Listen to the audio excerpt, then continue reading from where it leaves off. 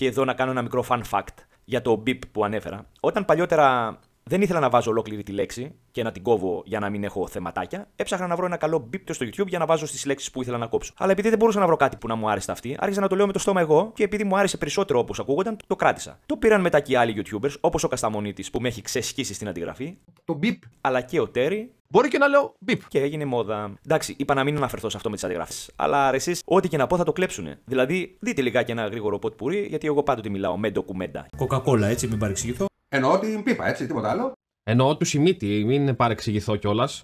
Προστατέψτε τα παιδιά πάση θυσία από τους δίθεν προοδευτικούς, τους λύκους δηλαδή με προβιά αρνιού. Είναι λύκοι με προβιά και μάσκα προβάτου. Και αν έχετε απορίες, πάρτε παραδείγματα από την ίδια τη φύση, όπως μπορείτε να δείτε και σε αυτή τη φωτογραφία τι επιλέγουν τα μυρμήγκια. Πλαστικό. Μια συσκευασία η οποία είναι μαργαρίνη, ανοίξτε την, αφήστε στην άκρη και μετά από ένα χρόνο, αν πάτε, ούτε καν τα μυρμήγκια που υπάρχουν στο σπίτι. Όποιος hacker έχει τα άντερα να κλέψει από αυτό το μπάχαλο αρχείο. Συνεχίσω, δεν νομίζω ότι έχετε τα άντερα. Όπου να είναι ανασταίνεται και ο μαρμαρωμένος βασιλιάς. Ο μαρμαρωμένος βασιλιάς και αυτά. Τότε τι, πόλεμος και πίτσες μπλε. Τσες μπλε. Όταν ενδιαφερόμουν να μάθω πώς θα μπορούσα να κάνω hack τον εγκέφαλο, Και χακάρει τον εγκέφαλό του. περισσότερο από τα πλαστικά τσόλια που κυκλοφορούν εκεί έξω. Είναι πως θα διώξει τα τσόλια. Καν για να σεβαστώ κάποιον, θα πρέπει να δείξει ότι αξίζει το σεβασμό μου. Ιδάλλως, με καλύτερο τρόπο θα μιλήσω στον παλιατζή που θα έρθει να μου καθαρίσει την αποθήκη, παρά σε αυτόν που απαιτεί κάποια ιδιαίτερη μεταχείριση και συμπεριφορά. Πιο πολύ σέβομαι τον επιχειρηματία, τον απλό, τον πολίτη, το μεροκαματιάρη, παρά αυτούς εδώ. Έχω επίσης ασχοληθεί με cold reading, γλώσσα του σώματος, ύπνωση αλλά και NLP.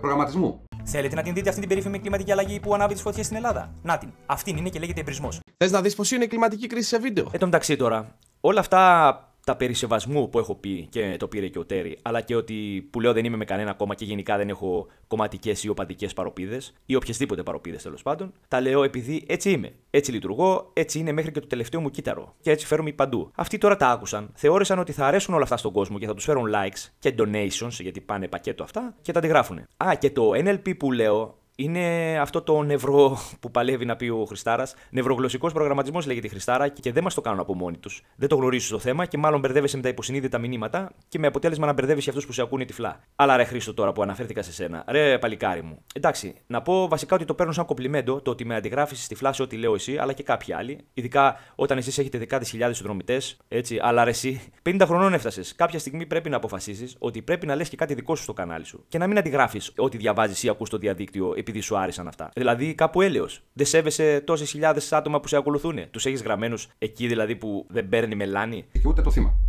Ενδεικτικά αναφέρονται τα επιδόματα Market Pass, θέρμανση, ηλεκτρικό ρεύματος καθώς και γεωργικές επιδοτήσεις. Στη συνέχεια, ο δράστης πείθει το θύμα να του αποδώσει χρηματικό ποσό για να προβεί στην ελόγω διευθετήσεις και να ολοκληρωθεί η καταβολή των επιδομάτων επιδοτήσεων.